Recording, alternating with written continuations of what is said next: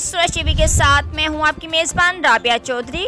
खबर शामिल करते हैं इस्लामाबाद से।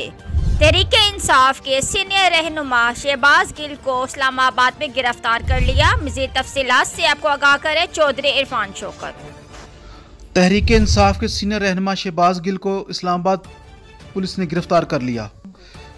शहबाज गिल गिरफ्तार। इस्लामाबाद पुलिस ने गद्दारी के मुकदमे में शहबाज गिल को गिरफ्तार किया। गाड़ी के शीशे तोड़े, मारपीट की और ज़बरदस्ती थाने ले गए जख्मी हालत में। इतलात हैं कि जल्द इमरान खान को भी गिरफ्तार किया जाएगा। राना सनाउल्लाह वज़ीर दाखिला। हुकूमत ने इमरान खान को गिरफ्तार करना है। ज़रिया PTI हुक्मरानों के लिए मज़ीद सख्त दिन आने शुरू हो गए। बनी गाला जाते हुए शहबाज गिल को मार पीट करके गाड़ी से निकाला और उसको थाने में ले जाके FIR दर्ज कर दी और मज़ीद कहा कि जो भी PTI का कारकुन हुकूमत के ख़िलाफ़ बोलेगा, पाक फ़ौज के ख़िलाफ़ बकवास करेगा, उसको गिरफ़्तार किया जाएगा और उसके ऊपर सख्त मुकदमा दर्ज किए जाएंगे।